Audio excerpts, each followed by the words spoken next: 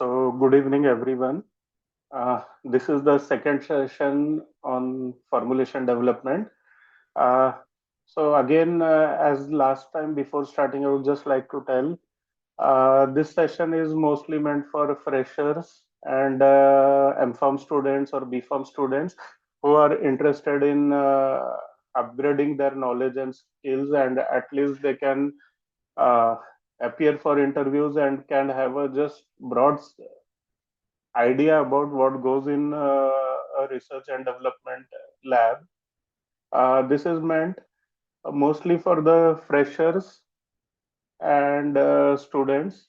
Uh, I just want to give a brief training so that whenever they move in their jobs in future and all, they are able to have a brief idea before starting the job. So, if anyone who is highly experienced and all, I think it will not be something of use. But then, as we move through these sessions, uh, once we complete the literature search activity and the basic activity and all, of course, we will go through some advanced sessions also where we will discuss something advanced where it will be good for experienced people to come and share their knowledge. We all can put some points, share, discuss, and make it a constructive sessions. I think next 4 to 5 lectures in this series will be preliminary series, preliminary information for freshers mostly.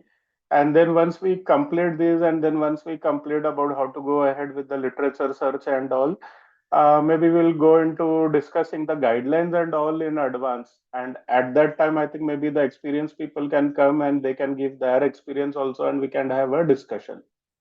Right now, I think might be some of the experienced people might be thinking that this might be a very basic session or something very uh, suboptimal. But again, as I told you, it is meant for students.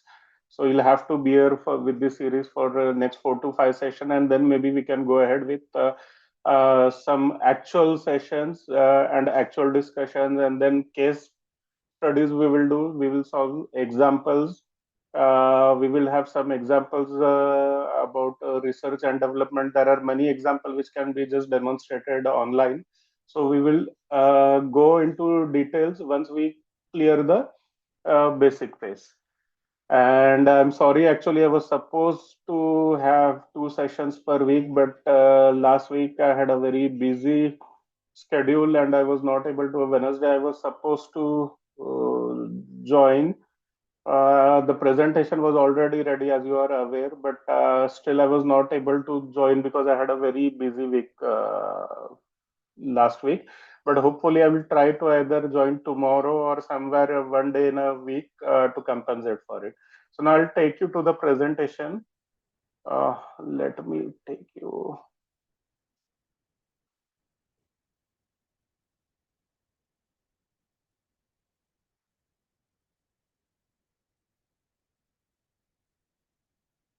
Uh, so just can someone put message that the slides are visible? Can everybody see the screen? Yeah, it's visible. Visible. Okay. Okay. That's good. Uh, I'll take you through the last slides fast. We stopped at the 8th slide.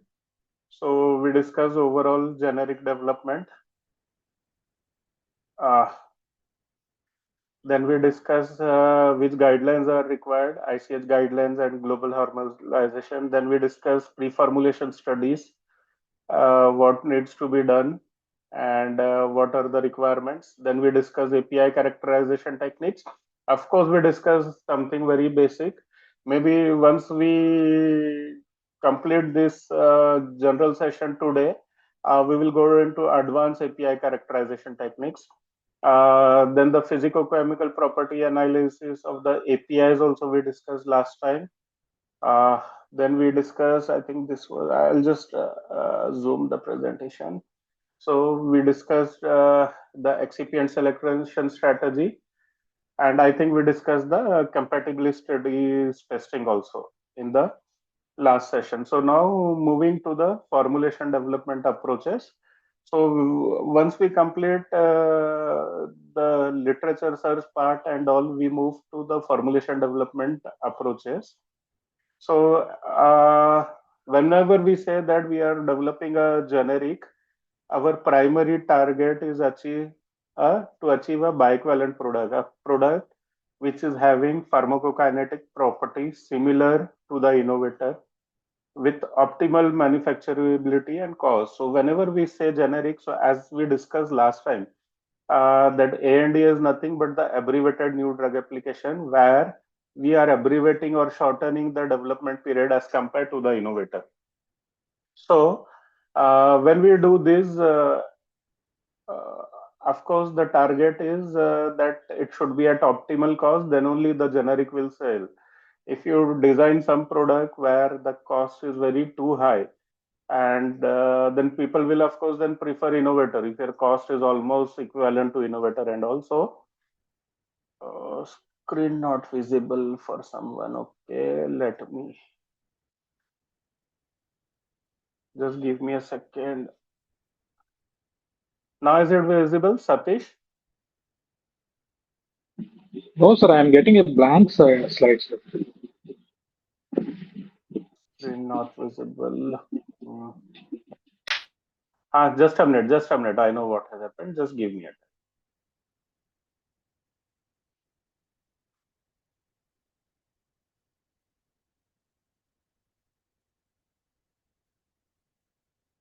I'll share again, just a minute.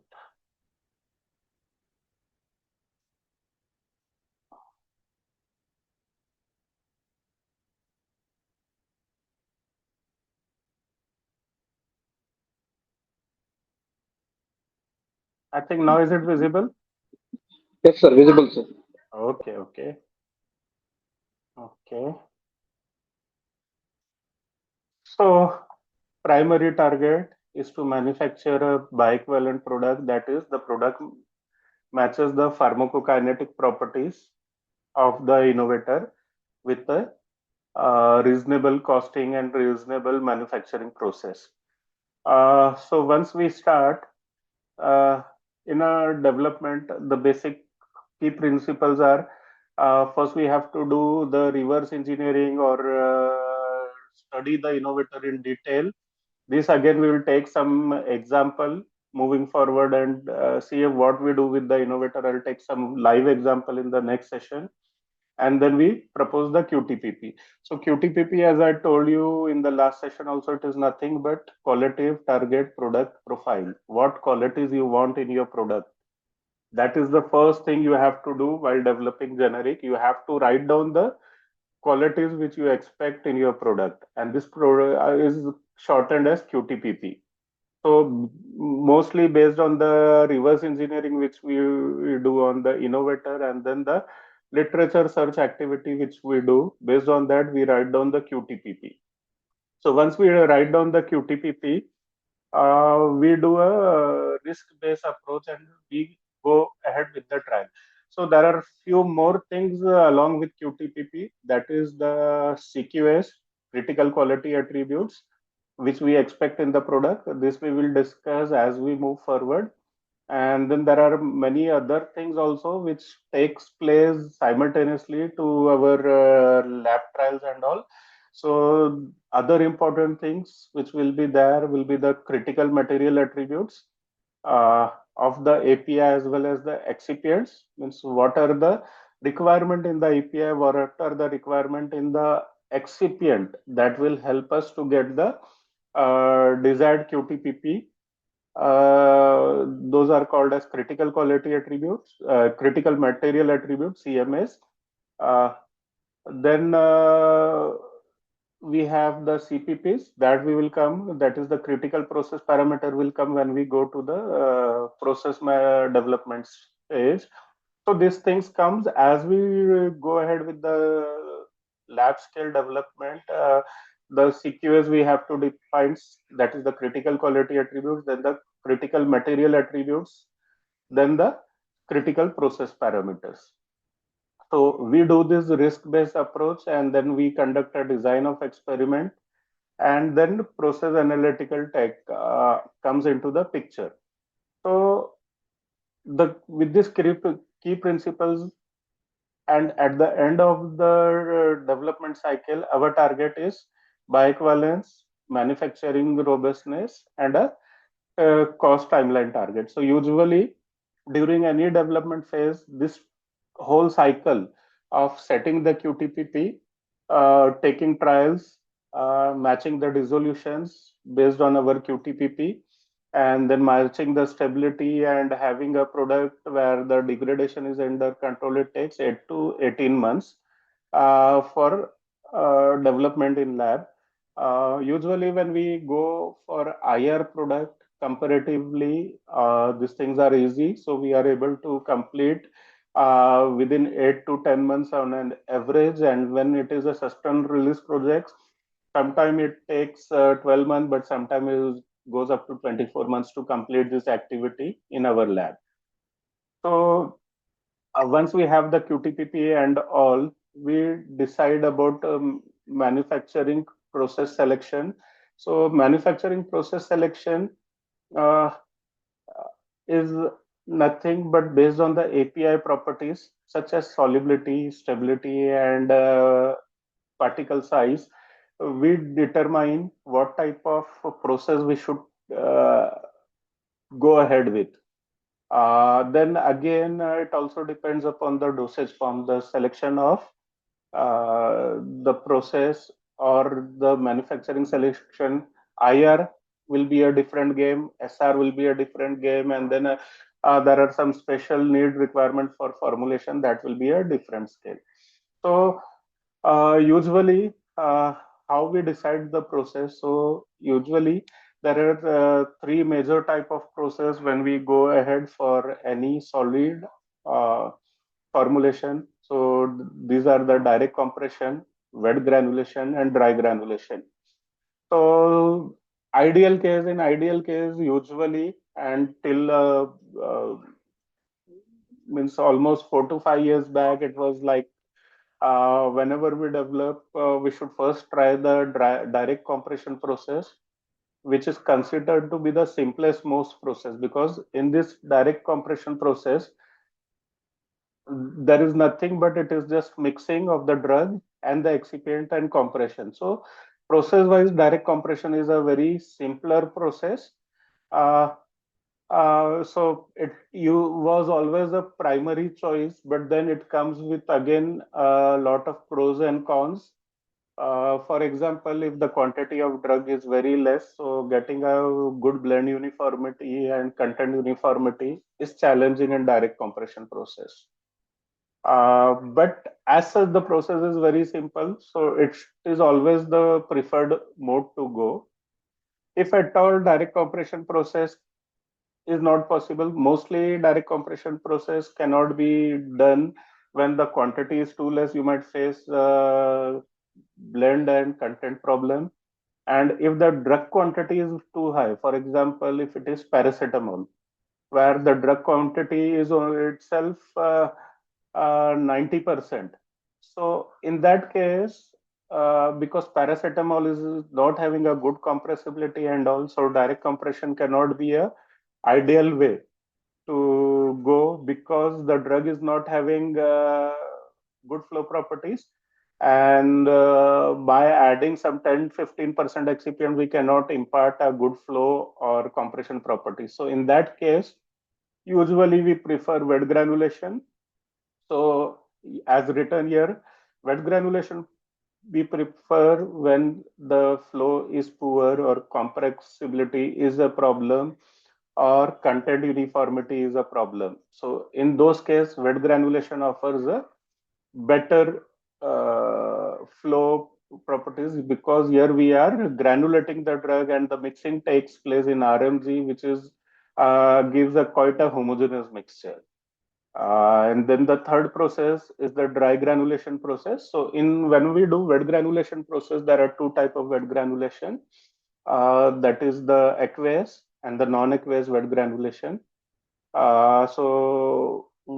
If at all your API is moisture sensitive or heat sensitive, then in that case, wet granulation is not a suitable approach because your drug might get degraded because of the water you are adding, or even if you are doing non-aqueous granulation, then during the drying, if your drug is heat sensitive, it might get degraded. So in that case, we go for dry granulation. So dry granulation is nothing, but it is a compaction technique where you make a blend and where you pass through the compactor, you get the ribbons, you mill it and get the dried granules. So apart from these three, there are then special techniques which are dependent upon the solubility of the API or release you want, or taste masking, or some special conditions you want, where you want a very uniform drug release. So in that case, you might go for pellet manufacturing, or sometimes you have to just bypass the patent. So you have to come up with special techniques. So in this way, we decide the manufacturing selection. So as I discussed, direct compression, simple, cost effective, and requires API with good flowability. Wet granulation, enhance content uniformity and compaction, improves particle cohesion, and reduces the dust also. And then specialized techniques such as spray drying, hot melt extrusion, and all these are the advanced technique. Hot melt extrusion is advanced, but then hot melt granulation, where you put all your excipient or the diluent and the API in the RMG, mix it, and then you have some what you say melting agents such as glyceryl bennett or shellac, which you melt and which you pour and then you allow to cool. Having a jacketed RMG, you cool it, and then you get the granules, which you mill and you get the desired particle size. So these are the way by which we select the process. I think right now for the fresher people and all, this might be something very maybe something very theoretical, but then moving forward, I will try in next session what we will do. We will take one example of a drug and then we will discuss and we will go ahead. So it will give you a better idea. But before directly jumping into the example, I wanted to have this discussion. So I'll move to the next slide now.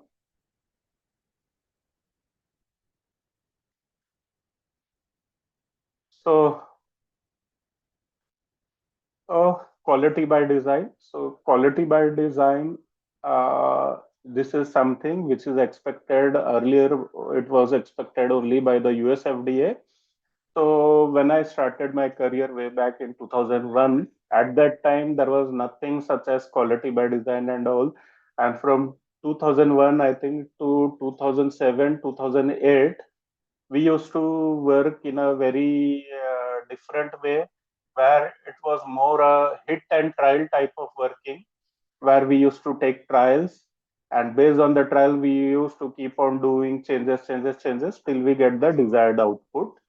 But then the guidelines started coming one by one, and then the US FDA started expecting quality by design, that the product quality should be designed in the product rather than just tested in the product. So again, this QBD section and all we will be discussing very much in detail when we go forward. But this is something right now, even not even with the US FDA, even with the Europe, MHRA, TGA, and even with Saudi market also, now quality by design is expected. So quality by design is nothing but building quality into the product rather than just testing. Traditionally, we used to do quality by testing, where there was no way of ensuring that the batch is going on properly or not. And at the end of the batch, we used to just test and we used to decide the future of the batch, whether it is passing or not. So sometimes it will pass, sometimes it will not pass. And I think there are some messages. Let me check if there is anything, 5 new messages. can I take two API from different vendor to make a tablet like as I did uh, from two different vendor to make. So I can take no, not allowed, not at all allowed. You can take two different batch numbers, but you cannot take two different sources. It is not allowed. So maybe once we complete the session, we will have a discussion session again. So not to break the flow. So traditionally, we used to do quality by testing. And suppose if after testing, if suppose the results fail and all, then what next? The batch has to be discarded. So here comes the quality by design concept where you have to have a structured way of development and not a tukka development by hit and trial method. So this is what is quality by design. So if you go by the bookish definition, a systematic science-based approach to ensure consistent quality throughout product and process understanding. It is a very systematic way of working by having everything in its place. So in a generic application, so as I told you, when we start the product, first thing that will come is the QTPP, which is profile based on reference product, and not just the reference product, but based on the literature search qualities which you want to see in the product. So these are the part of QBD. So first is the QTPP, second is the CQA.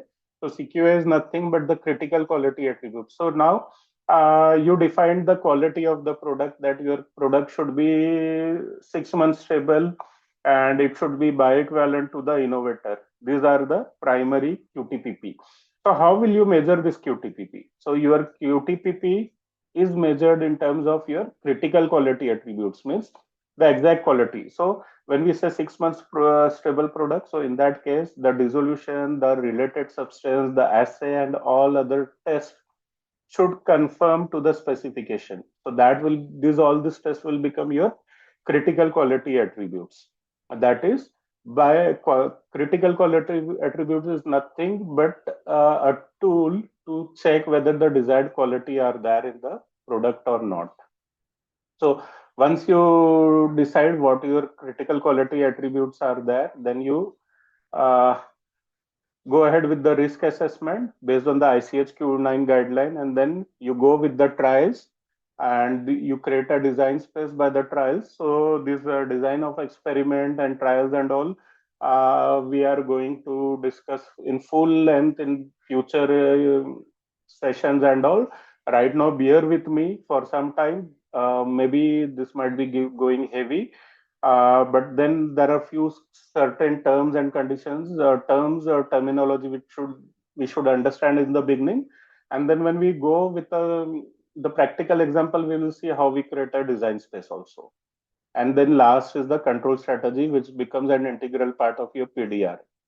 So when we develop a product by QBD, you get the regulatory benefits of enhanced product understanding, of course, because you are doing a systematic development. So your uh, product understanding will increase. Your reduce post approval changes. Of course, once your product is approved, you will get less changes requirement, and then the greater regulatory flexibility you'll get. So as I told you, the core elements, primary elements of QBD are the QTPP components. So in QTPP, first you will decide what will be your dosage form. Then you will decide what will be the strength based on the innovator. Then the quality attributes such as dissolution and stability. Then the performance like bioequivalence and A. So this is QTPP. So how you will measure the QTPP, or how will you ensure that the product is meeting QTPP? It is through the CQS. So CQS is nothing but the critical quality attributes that should be present in your formulation. For example, assay should be 90 to 110%, or your content uniformity AV value less than 15 is your critical quality attribute. Then dissolution Q plus 5%. So whatever the dissolution specifications are there, this becomes your critical quality attribute which you want to see in your product, and then the impurities. So there will be a complete detailed sessions once we complete the development part about impurities, how to fix the impurity limits, how to differentiate between known and unknown impurity, how to assign the limit. There is a guideline for it, and there is a decision making tree based on the three factors. So those we will be discussing afterwards. But right now, impurities are nothing but the degradation product or the related substance which are coming either from the API or from the process or from the environment into your product, and how you control it, because these impurities might give risk to the patient. That's why it is important to control the impurities. And then there are three thresholds as per the guideline. That is the reporting threshold, then the identification threshold, and qualification threshold. This we will discuss when we go to the impurity sections. Then there is a guideline ICH-Q9 on risk management, where risk assessment process we have to identify. The once we do the QBD part, we have to go ahead by identifying the risk and managing the risk. So we have to proactively decide what can be the risk, what can go wrong in the product, and then address those risks. So the part of risk assessment are first identify, find potential failure modes, what can go wrong. So for example, if your drug is water sensitive, so what can go wrong with a water sensitive drug? Can get hydrolyzed. So that is the risk that comes with that particular drug. And how will you mitigate that risk? By adopting a process where you are not using water and having humidity control. So that is the risk mitigation part. So identification, once you identify the risk, you analyze the risk or try to understand the severity. There are various ways of identifying the risk and identifying the severity. Right now, the mode which we go, we identify the risk as low, medium, and high. But again, that is also a very outdated technique. And there are the different techniques to score the severity and probability. This we will discuss when we go through the actual evaluations with a practical example. Then once you analyze the risk, you evaluate the risk, give a risk rank, and then control and mitigate the risk. So this is all about risk management in the product. And usually we do the risk by failure mode evaluation analysis. This is something which we do very proactively before the development of the product. You write down the risk and then you work your lab trials to achieve the desired or to minimize this risk. And then this is the fishbone diagram, that is the Ishikawa diagram. This majorly sometimes you can do it before, but mostly the fishbone diagram is used when you encounter a problem. So you define, you go by Ishikawa diagram, and then there are four M's, that is man, machine, material, method. What can go wrong? You try to plot all the things, and then you go with a constructive way of identifying the problems. And so the outputs, of course, are the CMS, that is the critical material attributes. We discussed this last time. Then the critical process parameters, and then we should have a mitigation plan, how we are going to mitigate the risk. Mitigation is nothing but reducing the risk. So this we will discuss when we move forward. Then the design space development. So how we design our development space and all. So we will be having a very detailed section once we go through that. Right now, design space is nothing but designing a formulation quantities and all, optimizing the quantities that are supposed to be present in your product, and then optimizing your process parameter. Both comes under design space. So we will go ahead when we when we start. I'll take few sessions on the designing space as well. Maybe we'll do it something practical moving forward. So I'll move to the next slide. So method validation requirement. So this is something which the analytic. Did I miss a slide? I missed a slide. I was correct. So as we develop the product, as the formulation scientists develop the product simultaneously, the analytical method development work also start. And then this is something very important. What we formulation scientists do, usually we are so much concentrating on the development part that we miss the analytical method development and we leave it completely on the analyst to do. That is something very wrong to do. Being a formulation scientist, we should be involved in the entire method development. And this, even myself, I have learned it a very hard way. When I was the core formulation scientist, I think I also did the mistake of not getting involved into too much of analysis. But when I started working for both, means when the analytical department also started reporting to me, say somewhere around 6 to 7 years back, I realized that it is very important for a formulation scientist to be involved in the method development because the formulation scientist know how his product is supposed to become, and if he doesn't convey his requirement properly to the analytical team, then what happens? Poor method development comes into the picture, and then the problem persists throughout the life cycle.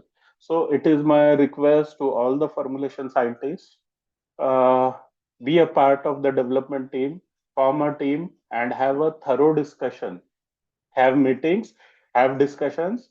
And now, right now, when I work for both since both the department reports to me, I make it a habit of having the complete formulation and analytical team, and then we have a very constructive discussion as a stage gate one, where the formulation scientist explain what he wants from the product, and then the analytical scientists will explain what they will do, and then we will come to a consensus. This is very important. So in a method development scientist, so in a method development cycle, there are phase one, phase two, phase three, phase four. So phase one is the earlier development work where formulation support and screening takes place. And then the analytical people, once so you start the trial and all, the first trial should go to the analytical team, where the analytical team will do their literature search. So apart from formulation literature search, moving forward, I'll take a session on analytical literature search also.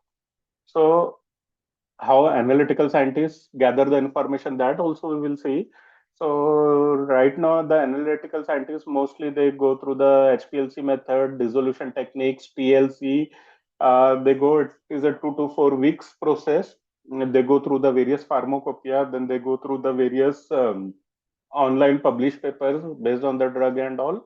And mostly if the drug is pharmacopoeial, they have to adhere to the formulation, they have to adhere to the methods mentioned in the monographs. But again, monograph is not the Bible. There is a scope for you to change, and that we will discuss when we go through that. So after development, there is a optimization phase where we optimize the formulation, and then the analytical formula person will optimize the method by chromatographic methods, and then they will refine the dissolution, then they will validate the method. So there is a debate whether the method needs to be validated in case of monograph product and all, but uh, some people say that validation is required, some people say that validation is not required, but it all depends upon the mindset of regulator. Even if the method is a pharmacopoeial, if you don't want to go ahead with validation, you have to at least do a partial validation. You cannot just direct skip the complete validation cycle saying that the product is official in monograph. You have to do a partial validation at least, and then you have to transfer the method.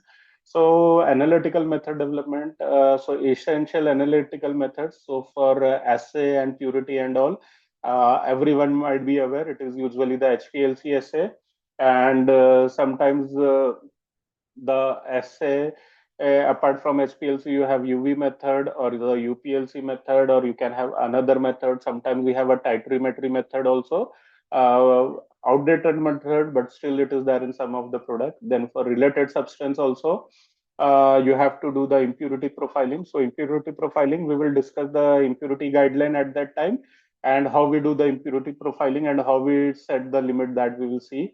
Then the stability indicating, so whatever method we develop, it has to be a stability indicating method. So we do by force degradation studies and mass balance.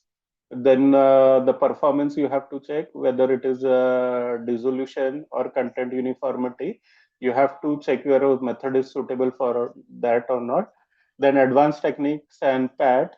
So advanced technique and PAT are the new techniques, which is again a part of QBD, where we are supposed to online see that whether the product is going in a right form or not. There are online techniques mostly based on the spectroscopy, that is the NIR and Raman spectroscopy, then the laser diffraction and image technique. So this is something which I am having a very good forte. I have international papers published on PAT, and a lot of work has been done by me. So PAT maybe when I say that when the experienced people will join, so maybe at that time I will take full-fledged sessions of PAT. So even for the experienced people, it will be good to learn. Maybe if you want, I'll just share my papers on PAT. So if anybody is interested, can connect me on LinkedIn and WhatsApp, and I'll share my papers on PAT, which is the actual industrial work which I did. And maybe people can go through the papers and come back with question. But definitely there will be one session on PAT, because I consider it as my forte or something which I am very strong at. So I'll take that session also. So we'll move to the next slide, that is method validation requirement. So anyone who is from analysis will know that these are the requirement, and as per ICH Q2 guidelines, these are the method requirements. So we will touch it in brief because I'm going to have a full-fledged analytical section also. So out of, as per the guideline and as per requirement, there are 8 parameters usually. Some says 5 parameters are important, some says 8 parameters are important. But according to me, specificity, accuracy, precision, linearity and range, detection limit, and the robustness. These are the method validation requirement. And then the validation strategy and analysis is planned. Then there is a full planning techniques and all. So we will discuss this when we go into the, because I am going to take a session on QBD in analytical methods also. So when we go there, we will discuss. Right now, just for the freshers, as because you people are right now in college or fresh just into formulation or analytical department. So as a formulation development scientist works, analytical also works. They have to develop the method, and as a formulation development scientist, optimize and validate the process. Analytical scientists have to optimize the method and validate the method, and then transfer also. So this we will take once we go into that slide. Then this is an important slide for the ICH stability study protocol, where it is based on ICH Q1A. So this guide, the purpose of this guideline is to establish product shelf life and storage condition based on the ICH guideline. So whatever product we make, we have to ensure that is stable throughout the shelf life. So there are requirement and guidelines for it, and then based on guideline we work. So when we start working, so we usually consider two things, that is the long-term studies and the accelerated studies, and then there is the intermediate also. So long-term study, so your product should be stable at 25 degrees of temperature and 60% of humidity throughout the life cycle. If you are saying that your product is having 2 years shelf life, then your product should be stable at 25-60 degrees throughout your shelf life. And then there is a 30-65% condition. In some cases it becomes the long term, and sometimes it is the intermediate conditions. Then this is based on the different zones and all. Again, we'll discuss it in detail when we go through that section, but right now remember, that based on the zones, either it is 2560 or 3065, which is your long-term condition. In case when your long-term condition is 2560, 3065 becomes your intermediate conditions. And then we do accelerated stability study, which is at 4075. For minimum 6 months, you're at 4075 degree, your product should be stable. So earlier, uh, when we used to develop for US FDA, I think till way back till 2013, the guidelines said that you have to have a 4075 data for 3 months only for US FDA, and for Europe, it was always 6 months, 4075. Then somewhere in 2013, the guideline got updated for the US FDA, and now they also demand the 6 months stability study. So for a shelf life, in ideal case, for a 2 year shelf life, if we do the uh, extrapolation data and all, 3 month 4075 actually indicate a 2 year shelf life, and 6 month 4075 indicate a 3 years. But in practice, what we do after 6 months 4075 stability, we give a 2 year shelf life data, and then we continue analyzing the product at long term. And when we do the 24 months, and then when we go for the 36 months, based on the 36 months, we change the shelf life to 3 years from 2 years. But in reality, if you are thorough and your calculations are good enough, based on 6 months, you can always give a shelf life of 3 years. Then there are special conditions, that is the refrigeration and frozen, usually for the injectable and the liquid. So testing schedule, uh, long term, quarterly for year one, and biannually for year two. And for accelerated, we do the testing on 0 month, 3 month, and 6 month. During lab development, of course, we should do on 1 month and 2 month also, because if we do wait for 3 months, and if it fails in 3 months, then your prototype is wasted, because you will again land up on zero. So at 1 month only or 2 month only, when you do the analysis, you get a fair idea, and you can change your strategies. So officially on the commercial product, accelerated is required on 0, 3, and 6 month. But during lab development, you should always do it on 1 month and 2 month, so that you can have a better control and you can understand what's happening with your product.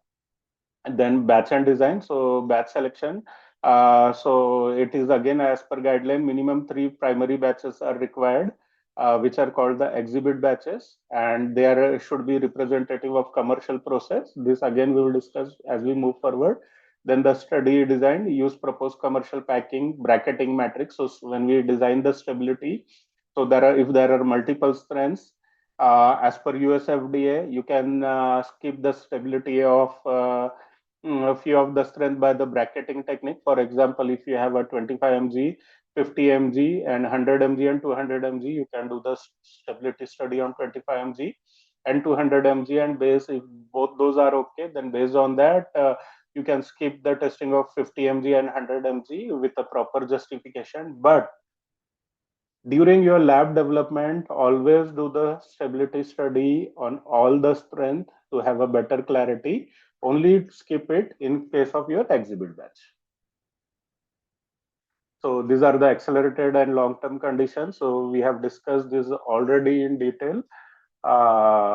So these are the requirement. Then there are two things. Again, one more thing which has come recently. Earlier, it was something called as OS, that is out of specification. For example, if your SL limit is 95 to 105, and if you get a value of 94%, it is failing. But what if you get a, in your initial analysis, if you get a value of 95.1%, it is a very borderline case. And suppose if you leave it thinking that it has passed the specification, it will give you trouble for your entire shelf life.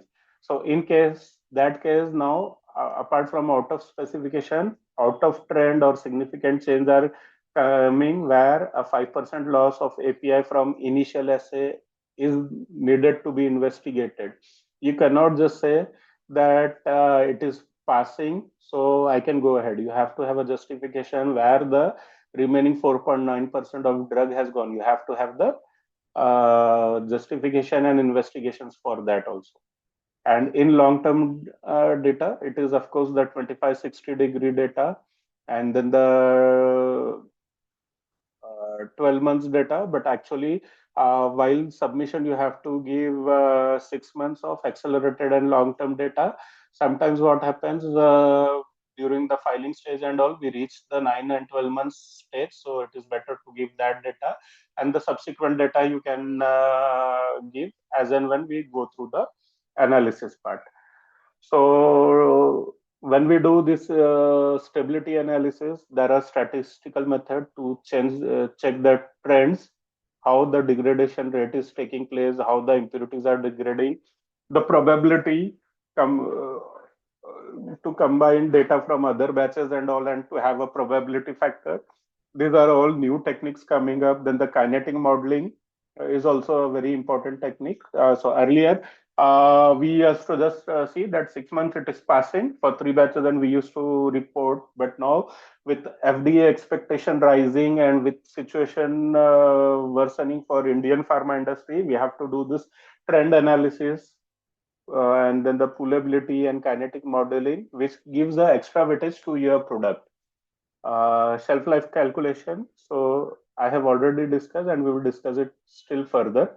And then there are special cases, photostability study. So if your product is light stable, then you have to go for a photostability testing at different conditions. This we will discuss further.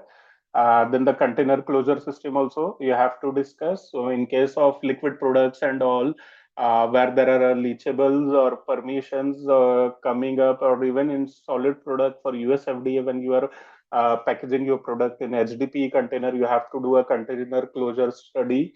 There are different type of containers depending upon the thickness. So there is a low thickness, medium thickness, and high thickness type of containers. So you have to choose, and you have to demonstrate how, if you are going for a higher ear thickness, you have to demonstrate why you have to go ahead with that. So process development and optimization. We discussed the formulation development, we discussed the analytical method development, we discussed the stability, and then the process development. So process development, again, in some organizations we have a separate technology transfer department, and in some organization either the pharmaceutical scientist, formulation scientist is doing, or sometimes there is a team based in plant which is called as MSMT team, material science and technology team. So they do this activity, but this is a very important activity. Every formulation scientist should be able to develop a process by a QBD approach, and a systematic process development is required. And then we will be having a full-fledged sessions also with practical examples how to develop a process. So of course, in process, this is just a very broad example in relation with tablet, but for every product, a process design has a different story, different way of working for different dosages. Liquid will have something different, injection will have something different, immediate release will have something different, sustained release will have something different. So in general, but blending is important, granulation is important, compression and coating. These are the general process of tablet. So as of now, just a brief process I have mentioned required. But moving forward, we will go by dosages, and one by one, we will start with immediate release tablet, then sustained release tablet process setting. Then we will go with the injection, how we set up the process, and how we set up the process in the solution, and what are the important part and what are the critical process parameters. We will see in detail. Right now, this is a broad idea so that the freshers and the MFOM students should understand in what context we do the research. And of course, the optimization part and control strategy will also come into the picture when we go there. So these are the scale up considerations.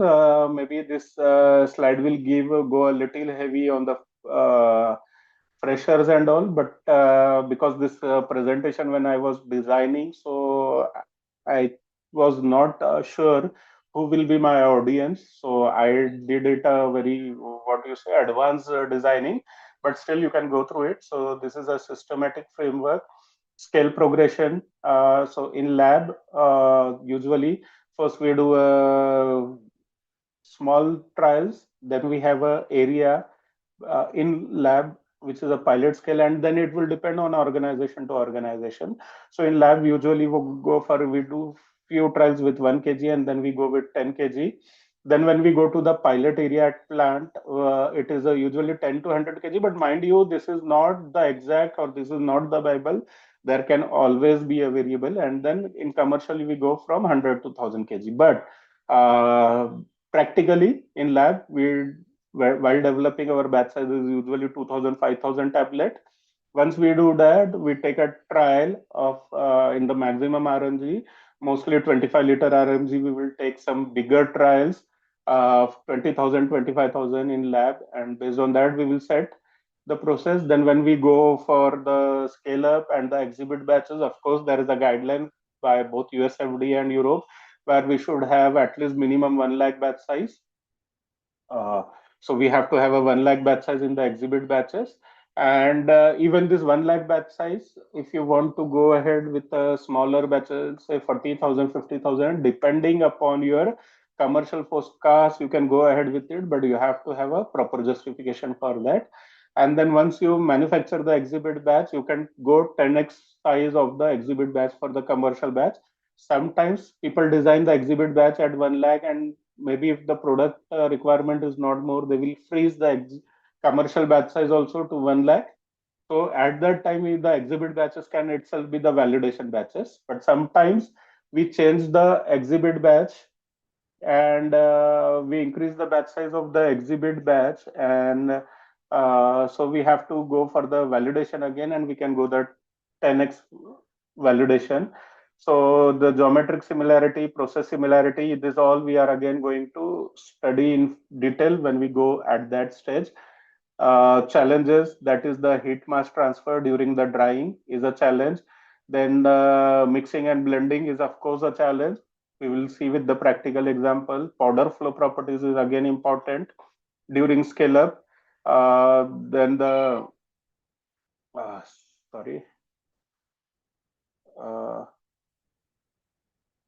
then the process variability is a challenge, and equipment limits are a challenge. We will discuss this in detail. Then there are transition protocols related with lab to pilot scale, and then pilot to commercial scale, and bridging to studies. There are issues with it. Then the modeling tools also we will discuss, how we model the scale up, how we design the and predict the mixing patterns, how we design the blender design, how we do the fluid dynamics and all. Of course, this we are again going to discuss when we go in detail. Then the validation strategy. So process validation, there will be a separate section on process validation. So whatever we make, we have to validate. Either we have to validate at the exhibit batch level or the commercial batch level. So when we change the exhibit batch size and increase it in commercial, we have to do the validation. There will be a separate session on validation also. Then the technology transfer protocol. So once we transfer the product from R&D to the plant, we have to have few protocols, which is usually called as technology transfer protocol, and some people may call it as a product transfer protocol. There can be multiple names, but the key structure remains the same. So these protocols, again, we will discuss with a practical example. We will design few of the protocols, how to go ahead with it. Because whatever things we are sending from lab to the plant, it has to go through the protocols. And the protocols get submitted with the FDA. So it is compulsory to go ahead to have the protocols for each and every testing which you are doing. So usually you have the in your technology transfer, dossier, you have to have the product development report, the development history, batch records, analytical process. Then something very important, that is the critical process parameters and controls. Usually R&D scientists fail to give this to the plant, and then all the problem starts because plant people are not aware what are the critical process parameter or what are the CQS. So these documents are a must to be a part of technology transfer protocol. And once we do a successful validation, then we can go ahead with the commercial batch sizes. Then this is a bioequivalence study. So that will be going to be a very full-fledged discussion on bioequivalence study. Specialized session I will keep. So right now, when we do a bioequivalence study against the innovator, we are expected to have a matching PK parameters, which are usually the area under curve, the concentration magnitude, which we have to have between 80 to 125. But of course, again, in case of variable drug, you can relax these parameters to 70 to 135. We will discuss that in detail. So what is area under curve? Area under curve is nothing but the total curve in the Cmax to time curve. The total area which comes, or the total drug exposure, is the area under curve. Cmax is the maximum plasma concentration which is achieved with that drug, and Tmax is nothing but the time to achieve the maximum Cmax. So usually in bivalent study design, we select the healthy volunteers aged between 18 to 55. Till now, mostly we were having the male volunteers, but now recent we have received queries on the few of the product where USFD have asked us to include female volunteers. So we target to have a 50-50% of male versus female volunteers, but still it is difficult to get female volunteers. So we have at least 20 to 25%. There is a sample size. So when we do pilot bio study, usually we do on 12 to 15 volunteers, and then when we go for a pivotal bioequivalence study, so at least we should have a 30 volunteers to have a proper statistical evaluation.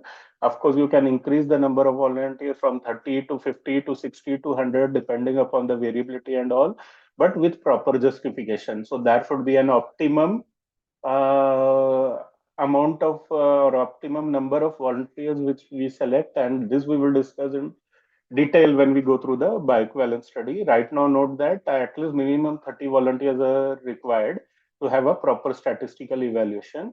Then the procedures are there. Then the crossover design, parallel design, and replicate design. These are the four design. So when we divide the volunteers into two treatments, then it is called as a means suppose there are 10 volunteers, so we give the test product to 5 volunteers and the reference product to 5 volunteers in the first phase, and then in the next phase those who have got test product will get the reference, and those who got reference will get the test. So each volunteer will end up having both the test and reference. So this is called as a crossover type of study, which is the most commonly used study. Then there is a parallel study where you just divide into 10 into 5 and 5. 5 we give to the test product, and for 5 we give the reference product and we compare. But this is not to have a good statistical evaluation. So this is the less commonly used study, usually used only when the half-life is very high and not possible to wait for 3 to 4 months to execute the second arm. So in that case, parallel design is here. And now replicate study is coming, mostly for the variable drug, something very important, where we have to do a four-way replicate study. Four-way replicate study. So this study is done by making small groups and replicating the groups one by one. So this is a very long-term study, but it gives you a more accurate information.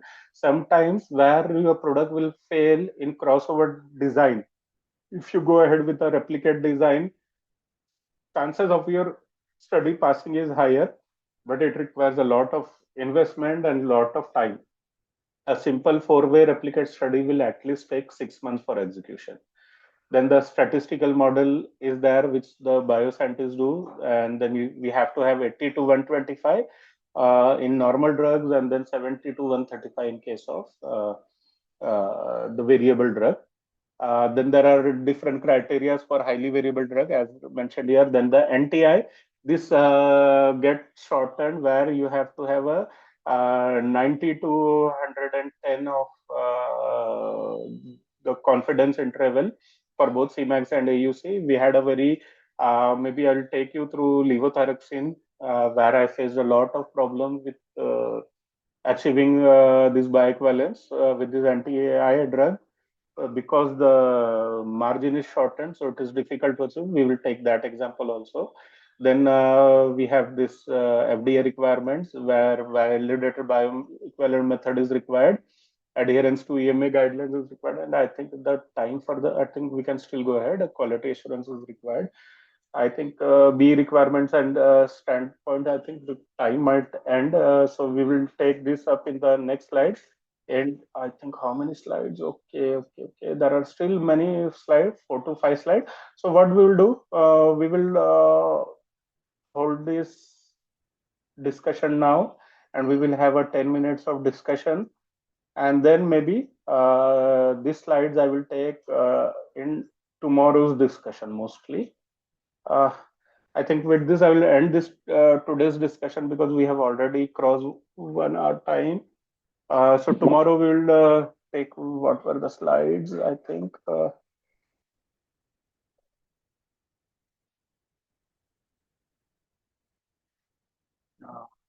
B requirements and endpoints.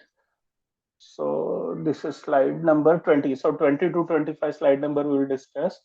And now I'll stop the sharing. And if there is anything you want to discuss now, the topic is open for discussion. Maybe you can put questions or let me go through if there are, I think, messages also. Let me go through the messages. Where can I find? Only 2 messages. Okay. So I think there was one question which I already answered. You cannot put two vendors in one product, not at all allowed. What time we will start tomorrow? Same time, I think maybe 7:30. Just let me. I'll confirm by today evening. I have few plans with my family, but I will try. Maybe 7:30 is the best time. So any questions? Maybe we can have a quick 10-minute discussion if anybody is interested. Any questions?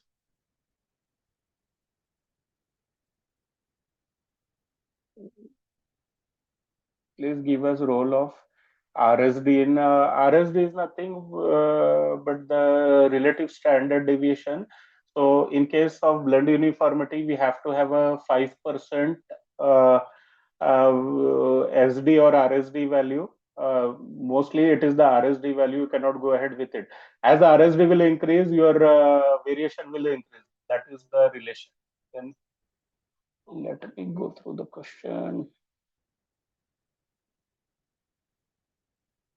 Intermediate condition stability need to be shared to regulatory agency, not a must. You have to submit the 4075 long-term data, but suppose in your 6 months 4075, if your product is on borderline or failing, then you have to do the 6 months intermediate. You have to do, usually when we do this on the exhibit batches, our protocol is made in such a way.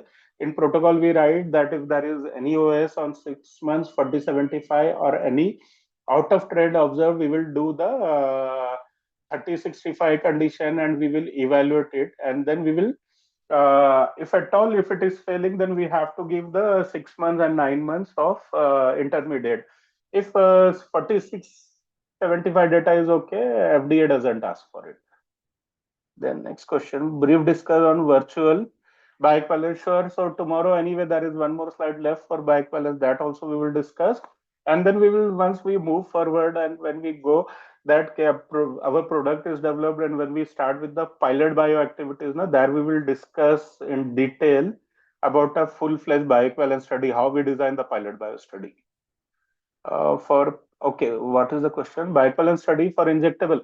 Injectable, my dear, B study is not required. In injection, what we do, we have to match the other aspect with the innovator.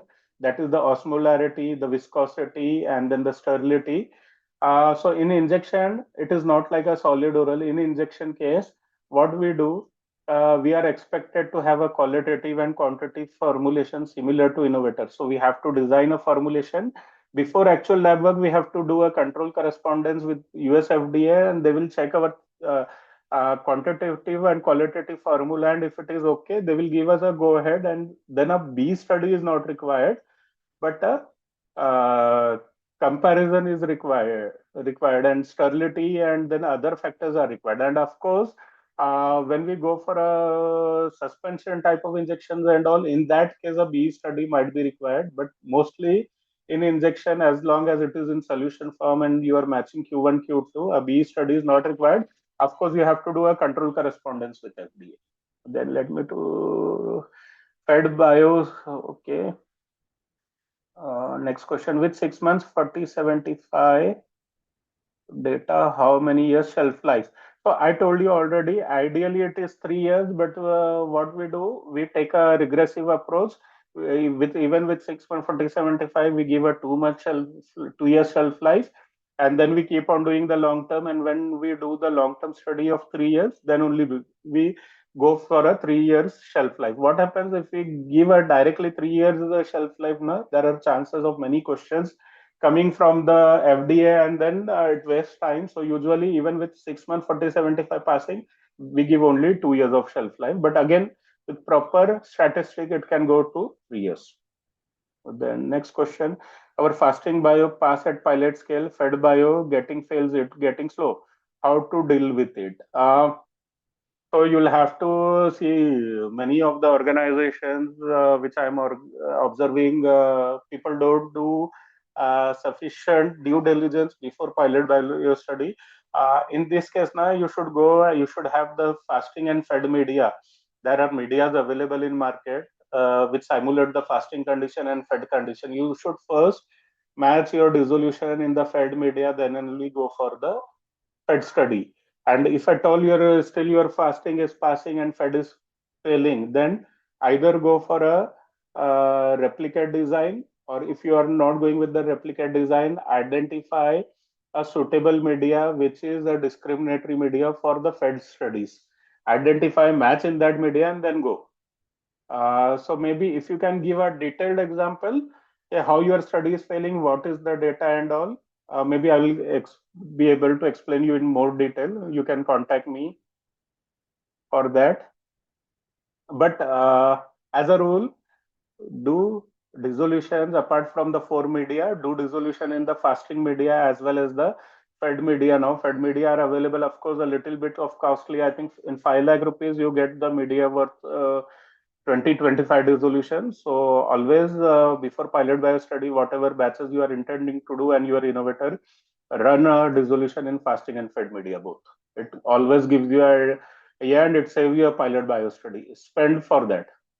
Okay, then since widening will not allow for NTI, still PSG recommended full. It depends. It depends. It depends. See, that is what these guidelines are not the Bible. There can be a full replicate design also, and with replicate design your parameters get narrowed down. That's why a replicate design is proposed. You can always go ahead. uh,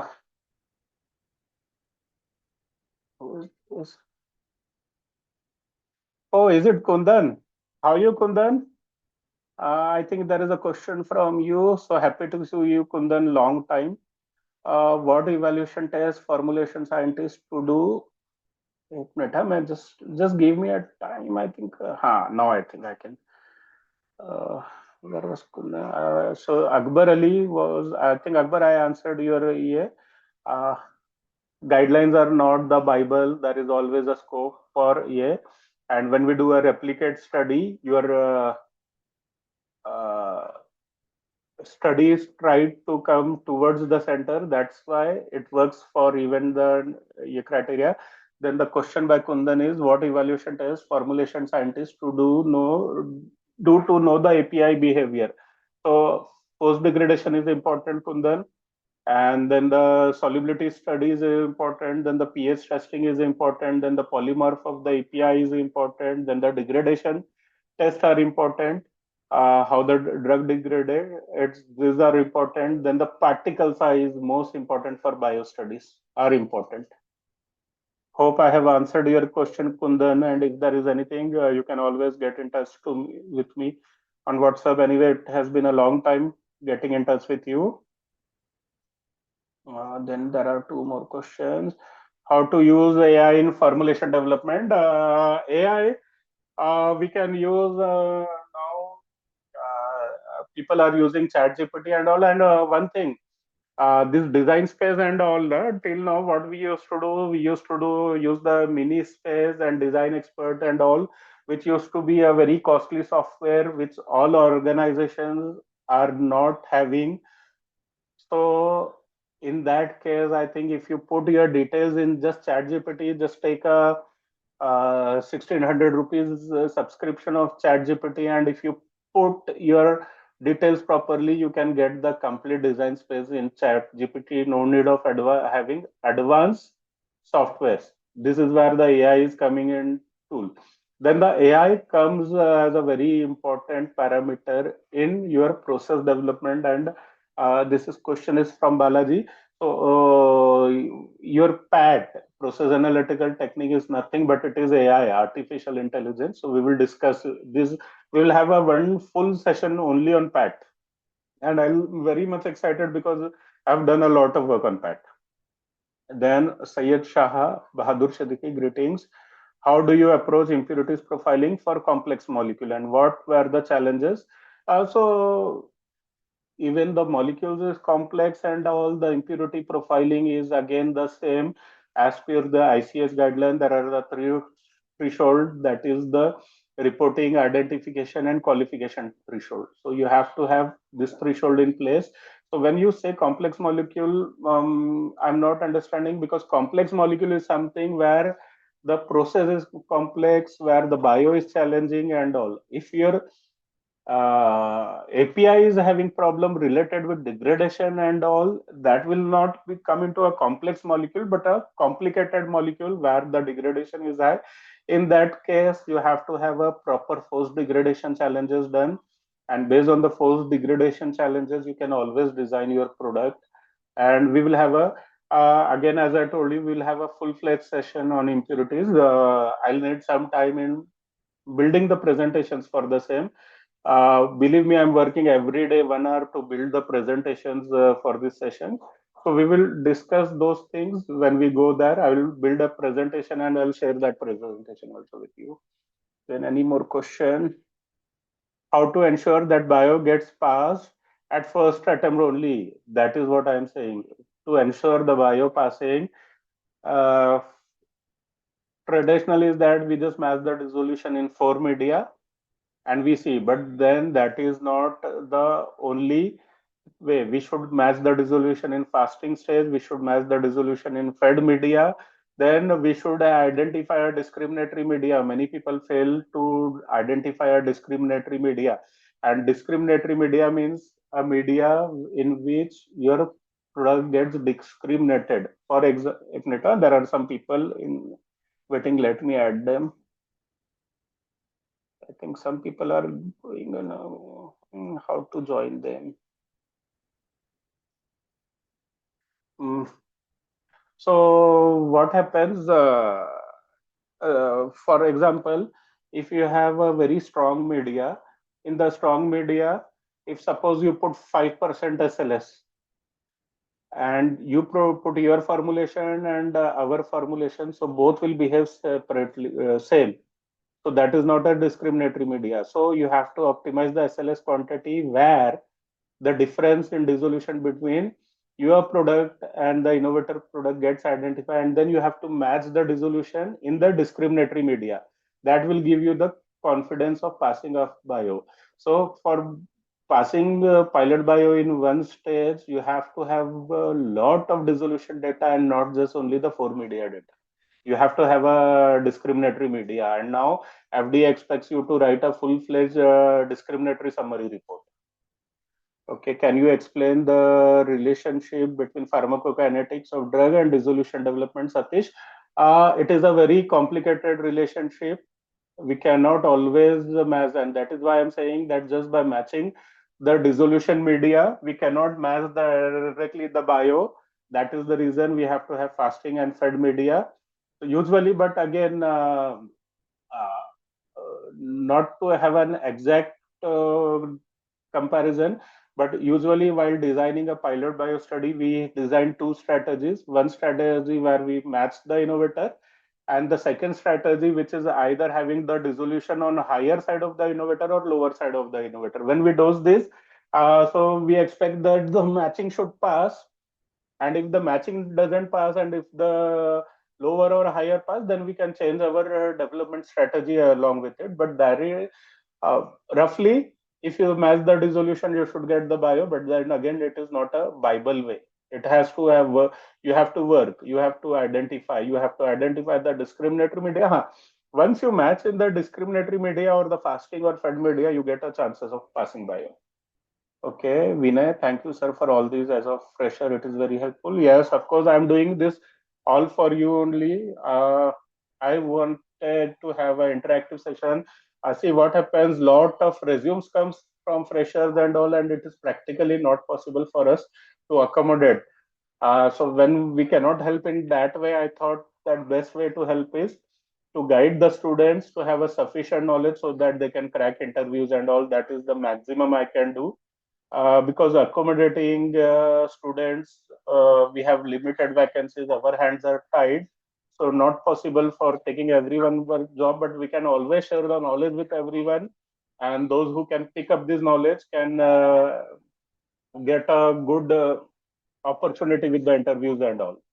So next question. I think there was one more part for this Satish.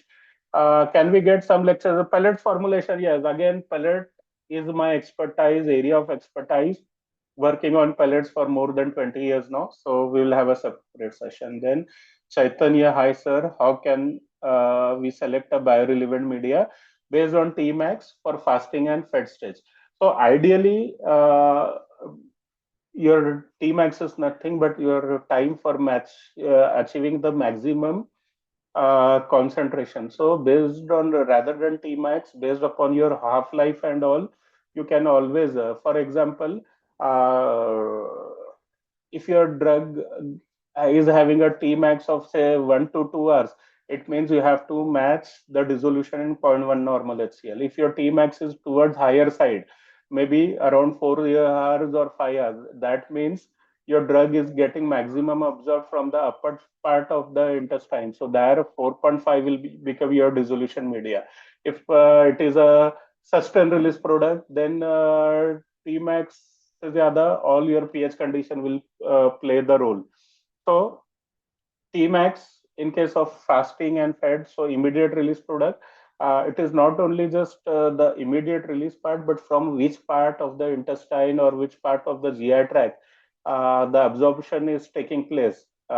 In that part, what is the media or what can be the pH? In that pH, if you match, you get a better study. And then the fasting and fed state, as I told you, I think there is a company, I'm not able to remember the name. They supply this fasting and fed media. You match it because that is designed for the formulations which give exact mimicking of fasting and fed stage. If you match it there, you get a biorelevant study. Then can you explain in future about this? This is there. Discriminatory media, again, one of my favorite topic. We will have a one full complete session. With example. Yes, of course, I will do with practical examples, of course. Satish, I'll take it. Then Rohan, in which cases we can do alcohol dose dumping? Refer to my LinkedIn post. I did a post because there was a question. So I think, no, alcohol dose dumping I did earlier. Alcohol dose dumping is only meant for sustained release product and not IR product. So in case where your sustained release is mostly by coating or even for the matrix, in presence of alcohol, the coat or the matrix might get ruptured and there will be a dumping of drugs. So in that case, in sustained release, all your product, you have to do alcohol dumping. As per guideline, you have to do it with 10%, 20%, 30 and 40% alcohol. So if you do it in 40% alcohol, if it is passing, rest all will pass.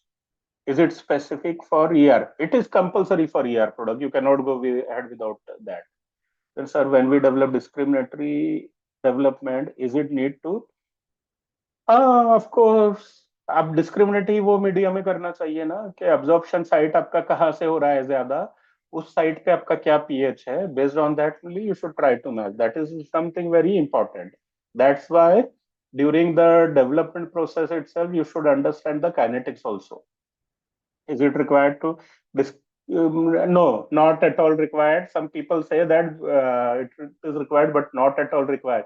Same condition is only required in case of your release media, not in case of discriminatory media. Your discriminatory media should only be able to discriminate between a good formulation and bad formulation.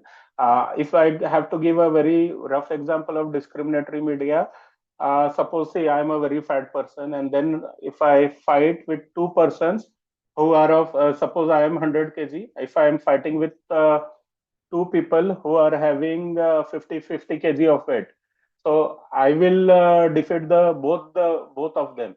So in that case, my strongness is not able to discriminate between them. But suppose if I am 60 kg and if I am fighting with 250 kg, so one might be able to overpower me. So that becomes the discriminatory media, something like that. APICO contains, but we will not keep all impurities in. Why? Because in some cases, the impurities are generated with the API only. They are intrinsic of the API and they will never come into formulation. The API manufacturer is already the API manufacturer is already controlling that impurities. That's why it is not required. So there are two type of impurities, that is the process impurity and then the product related impurity. So depending upon the type of impurity, we have to control. Mostly the impurities which have come during the processing of the API, they will not rise and not required to be controlled. That is the reason. Any more questions? Any more questions? I think we have search screen is not with. अच्छा ये तो पुराना message है. Okay. Okay. Okay, I think that's all for today. Maybe tomorrow 7:30 I'll give. Okay, how to know site of absorption and where the drug will be getting absorbed. You have to refer to the literature. Freedom of information देखो FDA के website पे जाओ, refer to the tech pack. Usually they mention the site of absorption. When you do a thorough literature search, you will always know the site of absorption. And if you don't do that, if you don't get that exactly, Tmax check करो ना, Tmax कहाँ पर आता है, और Tmax के हिसाब से pH मैच करो. Wherever Tmax come, mostly it is the, और Cmax come, it is the site of highest absorption. So वो time के हिसाब से मैच करना चाहिए. Balaji. Okay. Importance of PK है. We will discuss in the next section. Then PK is also very important. But I think if we take forward, it will take a lot of time. So we will have discussion for tomorrow. We have already discussed today for 20 minutes. So maybe we can have a few more discussion tomorrow. I'll try. If I don't have anything with my family, I'll again join at around 7:30. Okay, I hope session is good. Feedbacks are welcome. You can always get back to me. You can get in touch with me either on LinkedIn and WhatsApp, and I'll reply to your queries. Thank you so much, and thank you for all your support. With this, I think I will end this session, and again, I'll post this video, and you can refer to it. Okay, thank you. With this, I will leave now. Good day, everyone. Good night. So let me log off now. So